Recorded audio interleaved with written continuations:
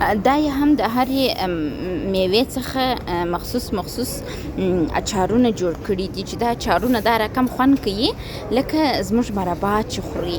نو دا رقم تاسو د هرې میوې څخه جلا جلا په دا طریقه کولی سي اچارونه جوړ کړي. دې ته تروه اچارونه وایي چې د مربا په رقم دي او عموما یې ښځې ډېرې خوري په افغانستان کې، زموږ په وطن کې. که دې ته کار وسي یعنې تاسو کولی سي دا رقم دا خرڅ کړئ او خپل عاید ځان ته په لاس راوړي.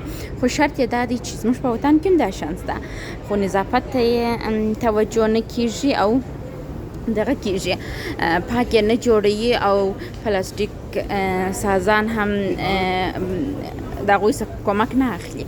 نو کوشش وکړئ چې دا رقم جوړ کړئ او بیا تاسو هم دا خرڅ کړئ هلته، نو هلته به ستاسو لپاره ډېر ښه ګټه هم وکړي.